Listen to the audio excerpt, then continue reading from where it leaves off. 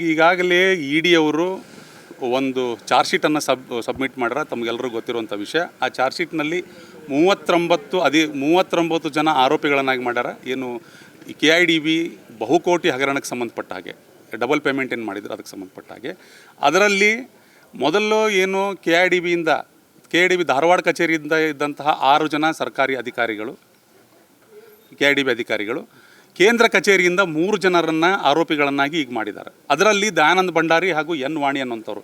N ವಾಣಿಯವರು ಹಣಕಾಸು ನಿಯಂತ್ರಣಾಧಿಕಾರಿ, Dayanand ಭಂಡಾರಿಯವರು special DC. Dayanand ಭಂಡಾರಿಯವರು ಈಗಲೂ ಕಳೆದ 7 ವರ್ಷದಿಂದ ಅಲ್ಲೇ ಇದ್ದಾರೆ. ಸೇಮ್ ಪೊಸಿಷನ್ ಸ್ಪೆಷಲ್ DC ಅಂತೇಳಿ KIDB ಕೇಂದ್ರ ಕಚೇರಿಯಲ್ಲಿ ಕೆಲಸ ಮಾಡ್ತಿದ್ದಾರೆ.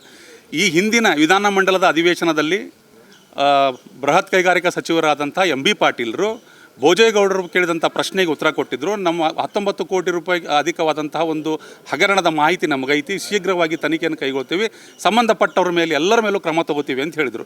ಕ್ರಮ ತಗೋತೀವಿ ಅಂತ ಹೇಳಿ ಸರ್ಕಾರದಿಂದ ಇವತ್ತಿಗೂ ಕೂಡ ಯಾವುದೇ ಕ್ರಮ ಆಗಿಲ್ಲ. ನಾನು ನಿಮ್ಮ ಮೂಲಕ ಮನವಿ ಮಾಡ್ಕೊಳ್ಳೋದು ಇಷ್ಟೇ, ನಾನು ಕೇಳಿದ್ರೆ ಬರೀ ನೀವು ವಿಧಾನಮಂಡಲದ ಅಧಿವೇಶನದಲ್ಲಿ ಪ್ರಶ್ನಾವಳಿಗಳಿಗೆ ಉತ್ತರ ಅಷ್ಟೇ ಆಗಿ ಬಾಕಿ ಉಳಿಬಾರ್ದು, ಅದರ ಮೇಲೆ ಕ್ರಮ ಆಗಬೇಕು.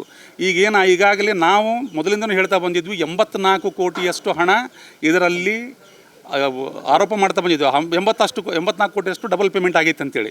ಈಗಾಗಲೇ 72 ಕೋಟಿಗೂ ಅಧಿಕ 72 ಕೋಟಿ 19 ಲಕ್ಷ ರೂಪಾಯಿ ಡಬಲ್ ಪೇಮೆಂಟ್ ಆಗಿದೆ ಅಂತೇಳಿ ED ಅವರು ಚಾರ್ಜ್ ಶೀಟಲ್ಲಿ ಕೊಟ್ಟುಬಿಟ್ಟಿದ್ದಾರೆ. ಅದರಲ್ಲಿ ಒಂದಿಷ್ಟು ಜನ ಆರೋಪಿಗಳದು, ಒಂದು 4 ಜನ ಆರೋಪಿಗಳದು 9 ಕೋಟಿಗೂ ಅಧಿಕ ಮೊತ್ತದ ಸ್ಥಿರಾಸ್ತಿಗಳನ್ನು ಕೂಡ ಮುಟ್ಟುಗೋಲು ಹಾಕಿದ್ದಾರೆ ಅವರು. ಆಮೇಲೆ TDS ಅಮೌಂಟ್ಗಳು ಕೂಡ ಮುಟ್ಟುಗೋಲು ಹಾಕ್ಕೊಂಡಿದ್ದಾರೆ.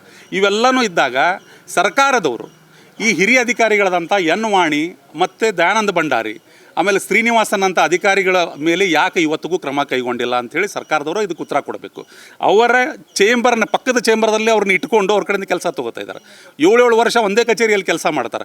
ಇದರಲ್ಲಿ ಎಲ್ಲೋ ಒಂದು ಕಡೆ ನಮಗೆ ಸಂಶಯ ಆಗ್ತಿದೆ ಅಂತ ಕೇಳಿದ್ರೆ ಸರ್ಕಾರದ ಹಿರಿಯ ಅಧಿಕಾರಿಗಳು ಮತ್ತು ಸರ್ಕಾರದಲ್ಲಿ ಕೆಲಸ ಮಾಡುವಂತಹ ಮಂತ್ರಿಗಳನ್ನು ಆಫೀಸ್ನಲ್ಲಿರೋರು ಅಥವಾ ಮಂತ್ರಿಗಳು ಇದರಲ್ಲಿ ಭಾಗಿಯಾಗಿದ್ದಾರೇನೋ ಅನ್ನುವಂಥ ಸಂಶಯ ನಮ್ಮನ್ನು ಕಾಡ್ತಾ ಇದೆ. ಹಾಗಾಗಿ ಇದಕ್ಕೆ ಸರ್ಕಾರ ಇದನ್ನು ಗಂಭೀರವಾಗಿ ಪರಿಗಣಿಸಿ ತಪ್ಪಿತಸ್ಥರ ಮೇಲೆ ಯಾವ ಅಧಿಕಾರಿಗಳು ಇದರಲ್ಲಿ ಭಾಗಿಯಾಗಿದ್ದಾರೆ ಅವ್ರ ಮೇಲೆ ಕ್ರಮ ತಗೊಳ್ಬೇಕು, ಇಲಾಖಾ ವಿಚಾರಣೆ ಮಾಡಬೇಕು. ಮತ್ತು ಅವ್ರ ಮೇಲೆ ಏನು ಹಣ ಹೋಗಿದೆ, ಸರ್ಕಾರದ ಹಣ ಅಂದರೆ ಜನಸಾಮಾನ್ಯರ ಹಣ, ಆ ಹಣನ ವಾಪಸ್ ತಗೊಳಕ್ಕೆ ಅವ್ರುಗಳು ಎಲ್ಲರ ಮೇಲೂ ಯಾರ್ಯಾರು ತಪ್ಪಿತಸ್ಥರು ಅವ್ರ ಮೇಲೆ ರಿಕವರಿ ಸೂಟ್ ಫೈಲ್ ಮಾಡಬೇಕು.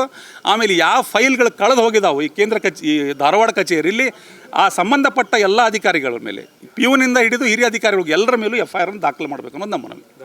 ಒಂದು ಬೇಸರದ ಸಂಗತಿ ಏನಂತ ಕೇಳಿದರೆ, ವಿಧಾನಮಂಡಲದ ಅಧಿವೇಶನ ನಡೆದೈತಿ, ನಿರಂತರವಾಗಿ ನಾವು 2023ರಿಂದನೂ ಕೂಡ ನಾವು ಇಷ್ಟು ದೊಡ್ಡ ಹಗರಣ ಆಗೈತೆ ಅಂತೇಳಿ ಆರೋಪ ಮಾಡ್ತಾ ಬರ್ತಾ ಇದ್ದೀವಿ. 3 ವರ್ಷ ಆಯಿತು ನಾವು ಆರೋಪ ಮಾಡೋಕ್ಕೆ ಸ್ಟಾರ್ಟ್ ಮಾಡಿ. ಇದನ್ನು CIDಗೆ ಹೋತು, EDಗೆ ಹೋತು, ಆದರೂ ಕೂಡ ಧಾರವಾಡ ಜಿಲ್ಲೆಯ ಜನಪ್ರತಿನಿಧಿಗಳು ಒಬ್ಬರು ಕೂಡ ಇದ್ರ ಮೇಲೆ ಒಂದು ಪ್ರಶ್ನೆಯನ್ನು ಮಾಡಿಲ್ಲ. ಅದು ಭಾಳ ಬೇಸರದ ಸಂಗತಿ. Excel group of institutions Guruvayur ಶಿಕ್ಷಣ, ಶಿಸ್ತು ಮತ್ತು ಸಾಧನೆಯ ನಂಬಿಕಸ್ಥ ನೆಲೆ. ದಿನನಿತ್ಯದ ಅಧ್ಯಯನ ಸಮಯ, ಕೌನ್ಸೆಲಿಂಗ್ ಮತ್ತು ವಿದ್ಯಾರ್ಥಿಯ ಸಮಗ್ರ ಬೆಳವಣಿಗೆಗೆ ಪ್ರೋತ್ಸಾಹ, ಸುರಕ್ಷಿತ ಹಾಸ್ಟೆಲ್ ವ್ಯವಸ್ಥೆ ಮತ್ತು ಪೌಷ್ಟಿಕ ಆಹಾರದಿಂದ ವಿದ್ಯಾರ್ಥಿಗಳಿಗೆ ಮನೆಯಂತೆ ವಾತಾವರಣ. PU ಪಾಠಗಳ ಜೊತೆಗೆ ನೀಟ್, JEE, CET ಮತ್ತು ಇತರ ಸ್ಪರ್ಧಾತ್ಮಕ ಪರೀಕ್ಷೆಗಳ ಗಟ್ಟಿಯಾದ ತಯಾರಿ. 27ನೇ ಶೈಕ್ಷಣಿಕ ಸಾಲಿನ ಪ್ರಥಮ ಮತ್ತು ದ್ವಿತೀಯ PUC ಹಾಗೂ ಎಕ್ಸೆಲ್ ಟೆಕ್ನೋ ಸ್ಕೂಲ್ನ ಎಲ್ಲಾ ತರಗತಿಗಳಿಗೆ ಪ್ರವೇಶ ಪ್ರಾರಂಭವಾಗಿದೆ.